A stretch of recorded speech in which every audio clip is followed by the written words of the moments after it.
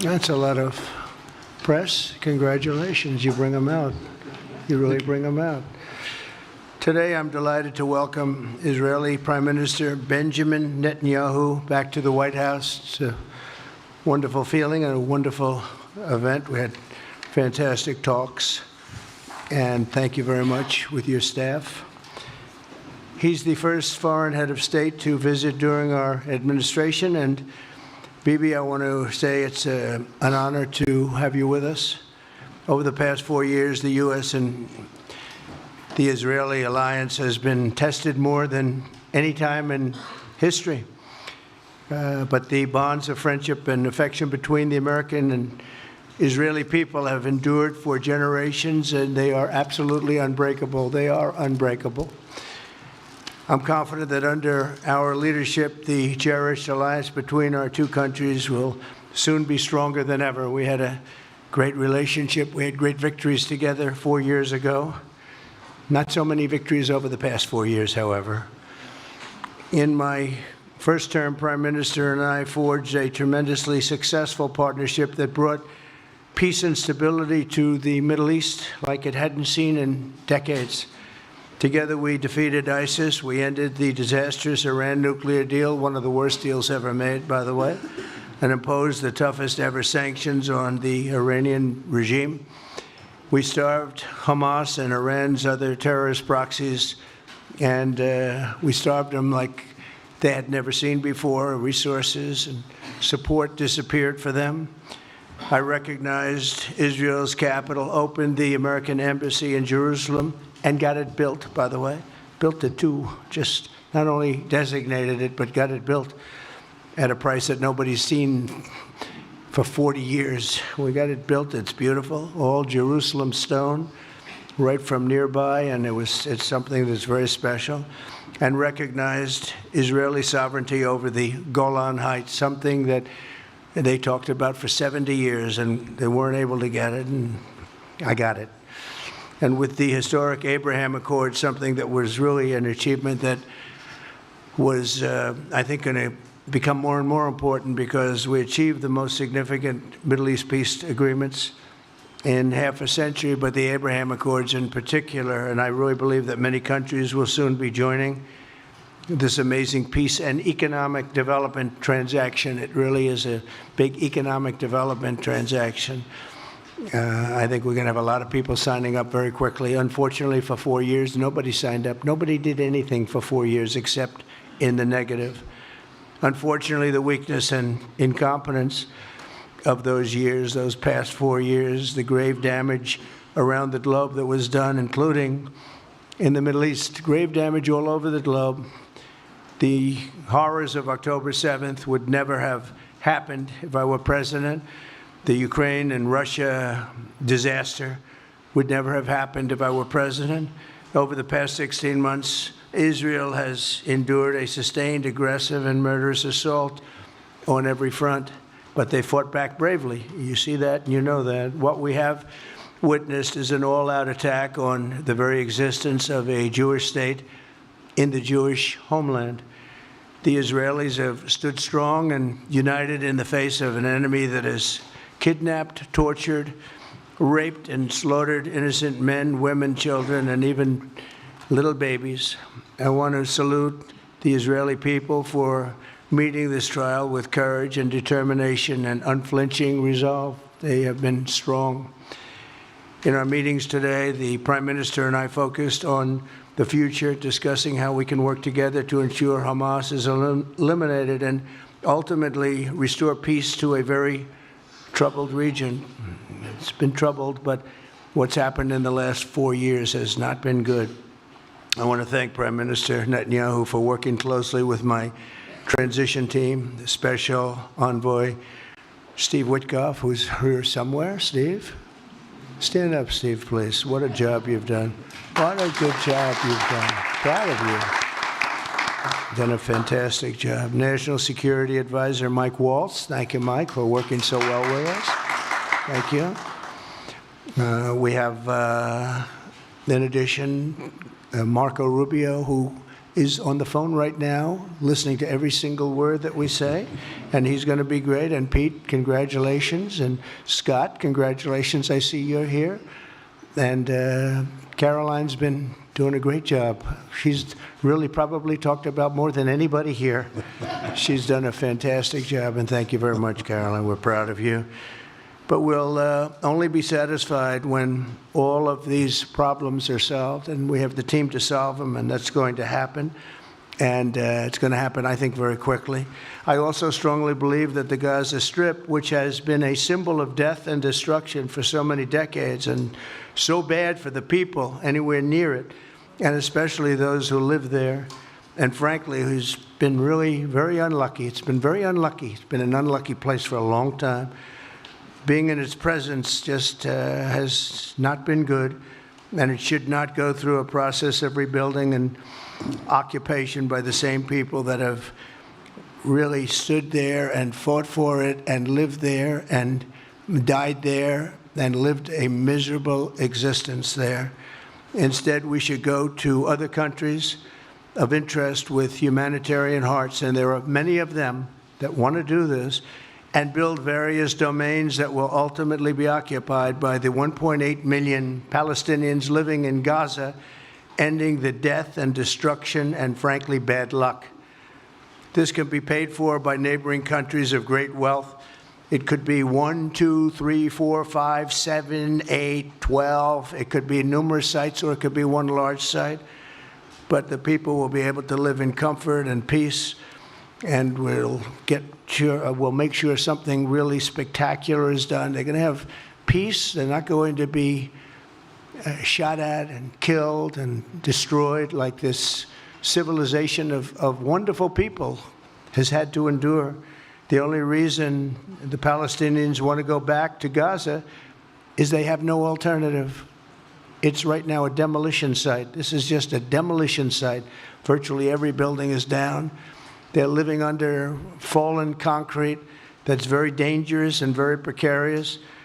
They instead can occupy all of a beautiful area with homes and safety, and they can live out their lives in peace and harmony instead of having to go back and do it again.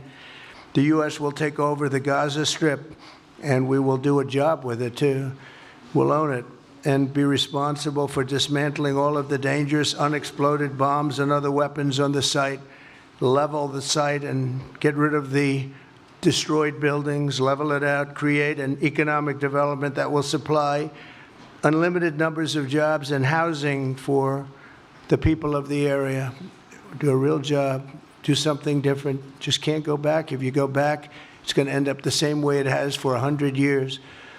I'm hopeful that this ceasefire could be the beginning of a larger and more enduring peace that will end the bloodshed and killing once and for all. With the same goal in mind, my administration has been moving quickly to restore trust in the alliance and rebuild American strength throughout the region. And we've really done that. We're a respected nation again.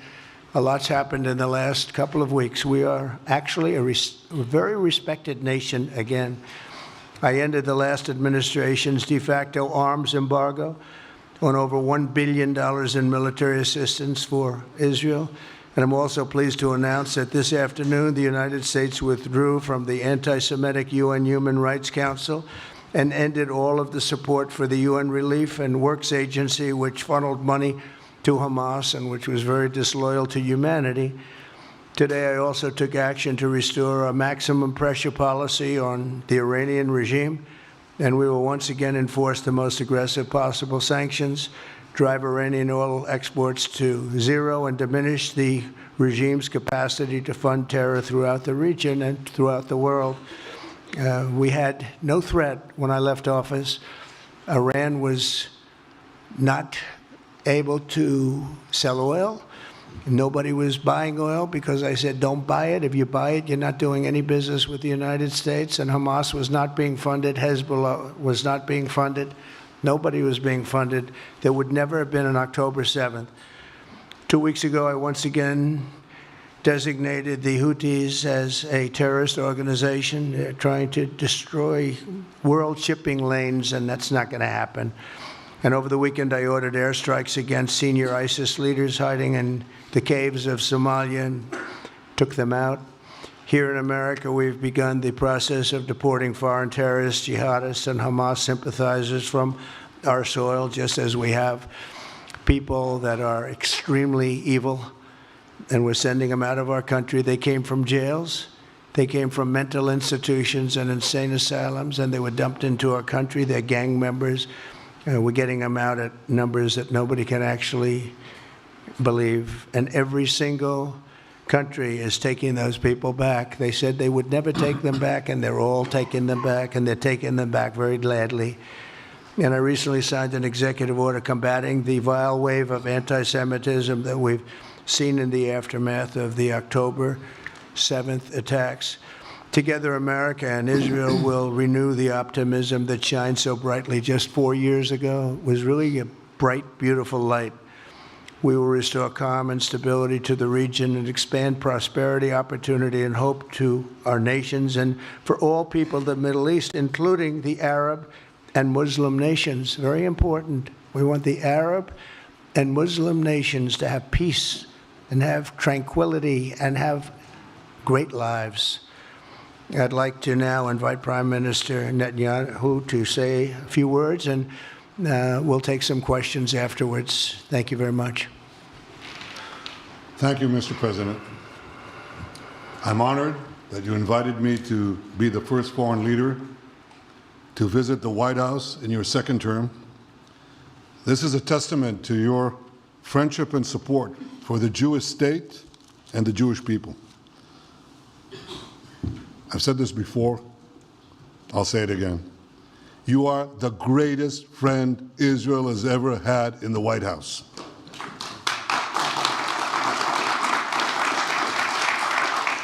And that's why the people of Israel have such enormous respect for you. In your first term, you recognized Jerusalem as Israel's capital. You moved the American embassy there. You recognized Israel's sovereignty over the Golan Heights. You withdrew from the disastrous Iran nuclear deal. I remember we spoke about it. You said, this is the worst deal I've ever seen. I'm elected, I'm walking out of it. That's exactly what you did. And I think it speaks loudly for just common sense, just looking at things and seeing them as they are. And of course, you also brokered the groundbreaking Abraham Accords in which Israel made peace with 4 Arab states. We did this in 4 months.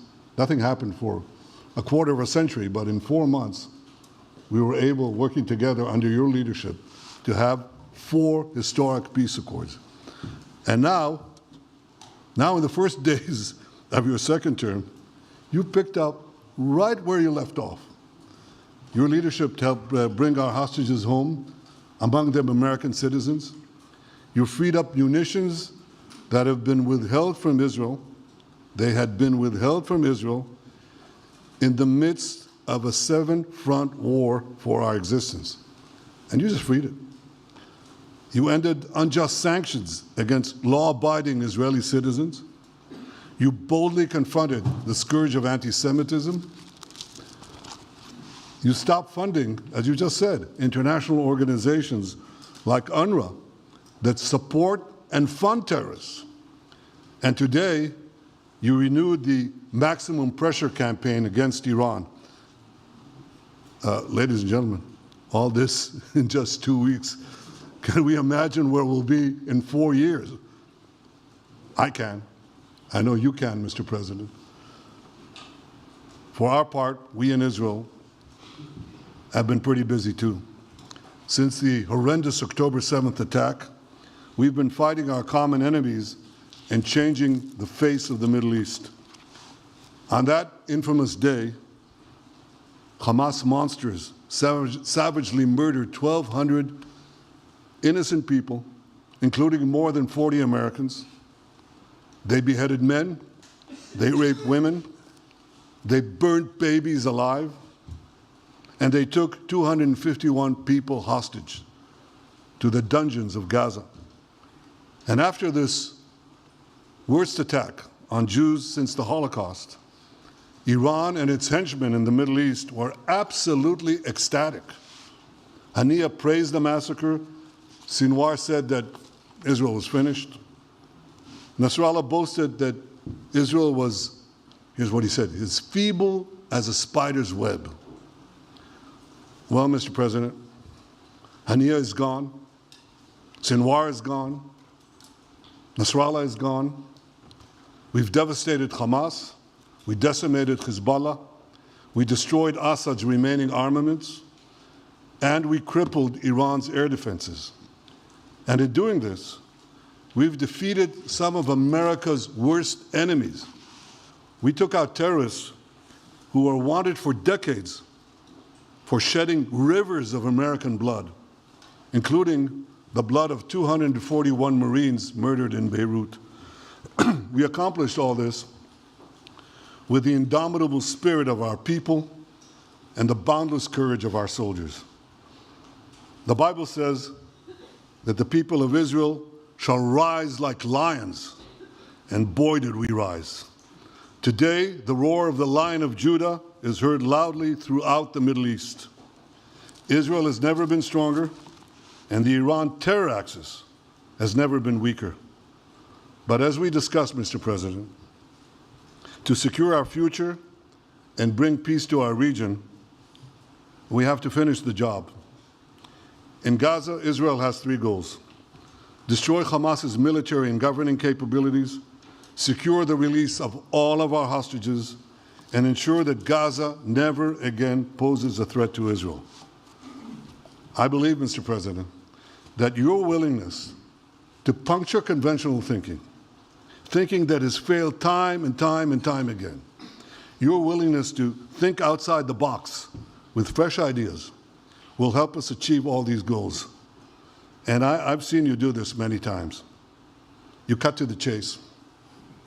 You see things others refuse to see. You say things others refuse to say. And after the jaws drop, people scratch their heads and they say, you know, he's right. And this is the kind of thinking that enabled us to bring the Abraham Accords. This is the kind of thinking that will reshape the Middle East and bring peace. We also see eye to eye on Iran. That's the same Iran that tried to kill us both. They tried to kill you, Mr. President. They tried through their proxies to kill me. We're both committed to rolling back Iran's aggression in the region and ensuring that Iran never develops a nuclear weapon. Mr. President, ladies and gentlemen, Israel will end the war by winning the war. Israel's victory will be America's victory. We will not only win the war, working together, we will win the peace. With your leadership, Mr. President, and our partnership, I believe that we will forge a brilliant future for our region and bring our great alliance to even greater heights. Thank you. Thank you very much, baby. Very nice. Thank you. And J.D. Vance, everybody. J.D., please, Vice President, stand up. He's been doing a good job. He's been working very hard on all things, but this in particular. We'll take some questions, please. Yes, ma'am. Go ahead, please. Go ahead. Yeah, go ahead. Mr. President, can a normalization deal with Saudi Arabia be achieved without the acknowledgement of a Palestinian state? That question for you too, Mr. Prime Minister. And Mr. President, given what you've said about Gaza, did the U.S. send troops to help secure the security vacuum? So Saudi Arabia is going to be very helpful, and they have been very helpful. They want peace in the Middle East. It's very simple. We know their leader and their leaders very well. They're wonderful people, and they want peace in the Middle East. As far as Gaza is concerned, we'll do what is necessary. If it's necessary, we'll do that. We're going to take over that piece, and we're going to develop it, create thousands and thousands of jobs, and it'll be something that the entire Middle East can be very proud of. But everybody feels that continuing the same process that's gone on forever, over and over again, and then it starts, and then the killing starts, and all of the other problems start, and you end up in the same place, and we don't want to see that happen. So by the United States, with its stability and strength, owning it, especially the strength that we're developing and developed over the last fairly short period of time. I would say really since the election. I think we'll be a great keeper of something that is very, very strong, very powerful, and very, very good for the area, not just for Israel, for the entire Middle East. Very important. And we'll, again, have thousands of jobs, and there'll be jobs for everyone, not for a specific group of people, but for everybody. Okay, please. I think peace between Israel and Saudi Arabia is not only feasible, I think it's going to happen. I think if we had another half a year in your first term, it would have already happened. True. Many, many more, I agree, many more nations. I think you can't prejudge and pre-guess how we'll achieve it, but I'm committed to achieving it, and I know the President is committed to achieving it, and I think the Saudi leadership is interested to achieve it. So we'll give it a good shot, and I think we'll succeed. Yeah, please, go ahead. First of all, President Trump, did you hear from Prime Minister Netanyahu at your meeting guarantees that the ceasefire will hold, including phase 2? And Prime Minister Netanyahu referenced to you, why are you refusing to set up a national commission to investigate failures of the process? Well, I can't tell you whether or not the ceasefire will hold. We've done, I think, a very masterful job. And we weren't helped very much by the Biden administration, I can tell you that.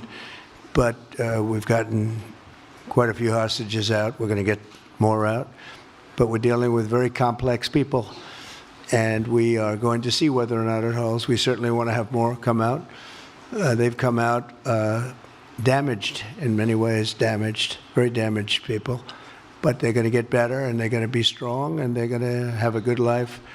And we hope to get as many as possible out. Whether or not it holds, I don't know. We hope it holds. We hope it holds.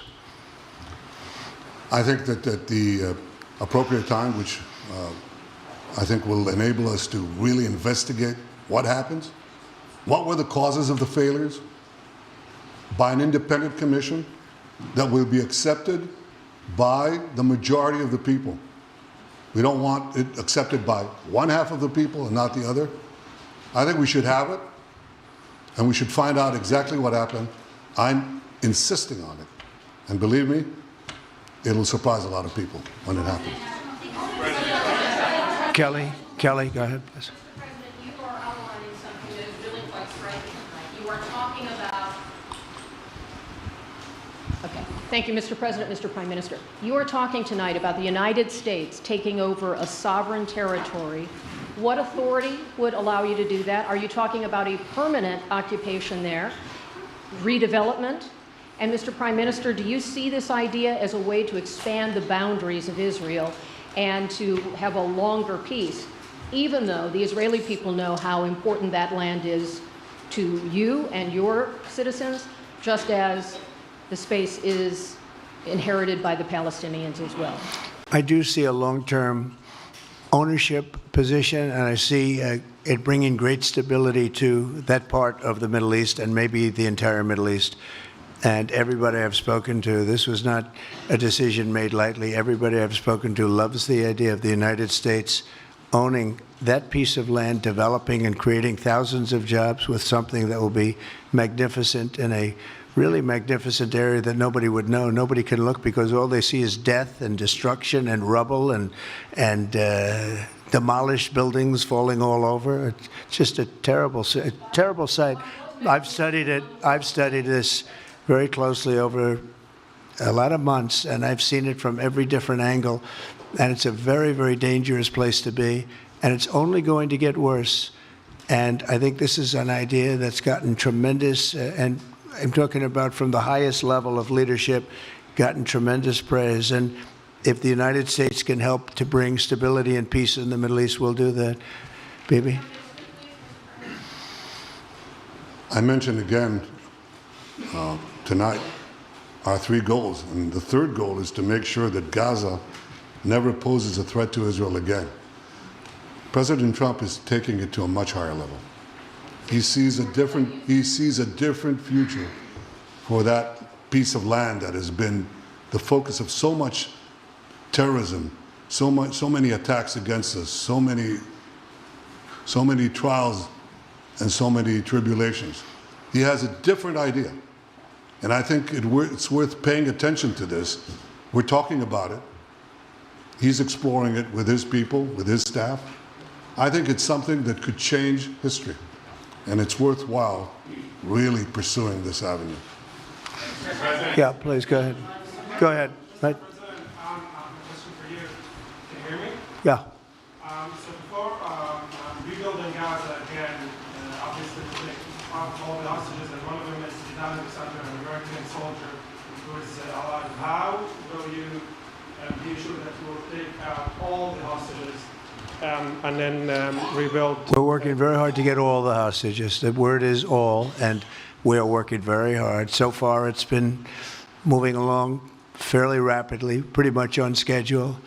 I'd love to have them all out at one time, but we're taking them out, and tomorrow more are being released, and over the days more, and then we'll go into a phase 2.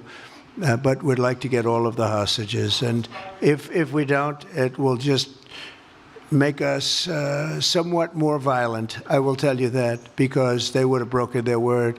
Mr. Witkoff and his entire group have been working 24 hours around the clock, and they want them out, and promises have been made to them, and we'll see whether or not those promises will be kept. But we want all the hostages, that's right. How much time do you think it will take? A month? Do you support, Mr. President, do you support Israeli sovereignty in Judea and Samaria, areas which many believe is the biblical homeland of the Jewish people? Well, we're discussing that with many of your representatives. You're represented very well, and people do like the idea, but we haven't taken a position on it yet. But we will be we'll be making an announcement probably on that very specific topic over the next 4 weeks. Go ahead, please. Please. Thank you so much, Mr. President. So you just said that you think all the Palestinians should be relocated to other countries. Does that mean that you do not support a two-state solution? It doesn't mean anything about a two-state or one state or any other state. It means that we want to have, we want to give people a chance at life. They have never had a chance at life because the Gaza Strip has been a hellhole for people living there. It's been horrible. Hamas has made it so bad, so dangerous, so unfair to people. And by doing what I'm recommending that we do, it's a very strong recommendation, but it is a strong recommendation. By doing that, we think we're going to bring perhaps great peace to long beyond this area. And I have to stress, this is not for Israel. This is for everybody in the Middle East, Arabs, Muslims. This is for everybody. This would be where they can partake in terms of jobs and living and all of the other benefits. And I think it's very important. It just doesn't work the other way. You know, you can't keep trying. They just has been going along for so many decades, you can't even count. You just can't keep doing. You have to learn from history. You can't keep doing the same mistake over and over again. Gaza is a hellhole right now. It was before the bombing started, frankly. And we're going to give people a chance to live in a beautiful community that's safe and secure. And I think you're going to see a tremendous outflowing of support. I can tell you, I spoke to other leaders of countries in the Middle East, and they love the idea. They say it would really bring stability, and what we need is stability. Yes, sir, please. Go ahead. Thank you. Are you still committed to imposing sanctions on the ICC, despite the move being stalled in the Senate? And please, a question for the Prime Minister as well. The President has been very clear about his desire to achieve a deal with Saudi Arabia. How do you settle this if Israel is required to renew the war against Hamas in the future? Go ahead, Bibi. I think everybody understands that just as the President fought and defeated Al-Qaeda and ISIS, that we can't leave Hamas there because Hamas will continue the battle to destroy Israel. They'll do, you know, when in this temporary ceasefire, one of their leaders comes out, you know what he says? We're going to do October 7th again, except we'll do it bigger. So obviously, you can't talk about peace neither with Hamas or in the Middle East if this, toxic murderous organization is left standing. Any more that you could make peace in Europe after World War II if the Nazi regime was left standing and the Nazi army was left standing. You want a different future? You got to knock out the people who want to destroy you and destroy peace. That's what we're going to do. I think that will also usher in, actually, the peace with Saudi Arabia and with others. And I think there will be others too. Yes, ma'am. Go ahead. My name is Nazira Karimi, Afghan suffered woman as a high expectation from you. Do you have any plan to change Afghanistan situation? Are you able to recognize Taliban? Because I'm an Afghan journalist, Afghan suffered woman. Any comment about Afghanistan? What's your future plan for Afghan people, especially Afghan? I have a little hard time understanding you. Where are you from? Oh. Actually, it's a beautiful voice and a beautiful accent. The only problem is I can't understand a word you're saying. But I just say this, good luck, live in peace. Go ahead, please. That's okay, yeah, please. And Prime Minister, you said earlier today that it was tough for you to implement these sanctions on Iran, but you did indicate that you were willing to negotiate with them. What would that look like, and are you in conversations with them? And the same for the Prime Minister, sir. I hated doing it.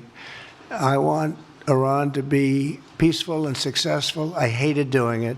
I did it once before, and we brought them down to a level where they were unable to give any money. They had to survive themselves, and they had no money. They were essentially broke, and they had no money for, as I said, Hezbollah. They had no money for Hamas. They had no money for any form of terror. The 28, if you call it, the 28 sites of terror, they had no money for any of it. They had to do their own and focus on their own well-being. And I hated to do it then, and I hate to do it just as much now. And I say this, and I say this to Iran, who's listening very intently. I would love to be able to make a great deal, a deal where you can get on with your lives and you'll do wonderfully. You'll do wonderfully. Incredible people, industrious, beautiful, just an unbelievable group of people in Iran. And I know them well, have many friends from Iran and many friends that are Americans from Iran, and they're very proud of Iran. But I hated to do it, just so you understand. And I hope we're going to be able to do something so that it doesn't end up in a very catastrophic situation. I don't want to see that happen. I really want to see peace, and I hope that we're able to do that. They cannot have a nuclear weapon. It's very simple. I'm not putting restrictions. They cannot have one thing. They cannot have a nuclear weapon. And if I think that they will have a nuclear weapon, despite what I just said, I think that's going to be very unfortunate for them. If, on the other hand, they can convince us that they won't, and I hope they can. It's very easy to do. It's actually very easy to do. I think they're going to have an unbelievable future. Yeah, please, sir, go ahead. Thank you, Mr. President. You just laid out your plan for Gaza. Yes. Can you lay out your plan for Ukraine and also... For Ukraine? For Ukraine, yes. You consider yourself a strong leader. You blamed your predecessor for letting Russia to take over Ukraine. Will you demand from Putin to get out of Ukraine, from sovereign territory of Ukraine? So we're dealing right now in the subject. I don't want to spend a lot of time because we're here for another reason, but we are having very good talks, very constructive talks on Ukraine. And we are talking to the Russians. We're talking to the Ukrainian leadership. It would have never happened. That would have never happened. It should have never happened. I get reports every week, the number of soldiers, mostly soldiers now. The cities have been largely demolished. You talk about a very sad sight to see. We talk Gaza. Well, many of these cities look as bad as Gaza and worse, what's happened to them. And I want to see that end. And I want to see it end for one simple reason, the life of young people being absolutely obliterated on both sides. You probably have 700,000 Ukrainian soldiers dead, 800,000, maybe more Russian soldiers dead. It's very flat land, and the only thing that's going to stop a bullet is a human body. In this case, usually soldiers. And the numbers are staggering when you hear the real numbers in Ukraine, what the numbers are. And this doesn't include the cities that have been demolished and all of the people that were killed. So I want to see it stopped. We're having very good talks, and I think we're going to get it. I think something will be hopefully dramatically, it will rise above everything. You can't let this continue. This is an absolute slaughter that's taking place on the beautiful farmlands of Ukraine, and we have to stop it. We can't let this continue. It is a human tragedy, and we're going to try very hard to stop it. Yeah, please, go ahead, sir. Go ahead. Mr. President, thank you very much. Okay. Mr. President, what's your view about Palestinian leader Abbas' role in all the regional changes you want to do? And a question for the Prime Minister, what's your view on President Trump wanting to reach a deal with Iran and not a much more active military stance towards him? Go ahead, baby. Go ahead. I think the president just said something that I think is the pivot of everything that we're talking about. He said Iran cannot have a nuclear weapon. And we fully agree with that. If this goal can be achieved by a maximum pressure campaign, so be it. But I think the most important thing is to focus on the goal, which the president just did, and I fully agree with him. Well, I said it, and he said it very well. It's a campaign of pressure to see if we can get something done. He doesn't want to do what some people think will automatically happen because they're very difficult people to deal with, as you know. But if we could solve this problem without warfare, without all of the things that you've been witnessing over the last number of years, it would be, I think it would be a tremendous thing. Go ahead, please. Do you have any plans to visit Israel soon? To visit where? Israel and Gaza. Oh, well, I love Israel. I will visit there, and I'll visit Gaza, and I'll visit Saudi Arabia, and I'll visit other places all over the Middle East. The Middle East is an incredible place, so vibrant, so it's just one of the really beautiful places and with great people. And I think a lot of bad leadership has taken place in the Middle East that's allowed this to happen. It's just terrible. And that includes on the American side, by the way. We should have never gone in there a long time ago, spent trillions of dollars and created so much death. So that includes Americans. But yeah, I'll be visiting a lot of different places in the Middle East. I've been invited everywhere, but I will be visiting some, yeah. Okay. Let's go. Caitlin, go ahead, Caitlin. Caitlin, go ahead. On what you were saying there. Say it. Go ahead, please. Just to follow up on what you were saying about the Gazans leaving Gaza, going to other countries. One, where exactly are you suggesting that they should go? And two, are you saying they should return after it's rebuilt? And if not, who do you envision living there? I envision the world, people living there, the world's people. I think you'll make that into an international, unbelievable place. I think the potential in the Gaza Strip is unbelievable. And I think the entire world, representatives from all over the world will be there, and they'll live there. Palestinians also. Palestinians will live there. Many people will live there. But they've tried the other, and they've tried it for decades and decades and decades. It's not going to work. It didn't work. It will never work. And you have to learn from history. History has, you just can't let it keep repeating itself. We have an opportunity to do something that could be phenomenal. And I don't want to be cute. I don't want to be a wise guy, but the Riviera of the Middle East, this could be something that could be so bad. This could be so magnificent. But more importantly than that is the people that have been absolutely destroyed that live there now can live in peace in a much better situation because they're living in hell. And those people will now be able to live in peace. We'll make sure that it's done world class. It'll be wonderful for the people. Palestinians mostly we're talking about. And I have a feeling that despite them saying no, I have a feeling that the king in Jordan and that the general president, but that the general in Egypt will open their hearts and will give us the kind of land that we need to get this done. And people can live in harmony and in peace. Thank you all very much. Thank you.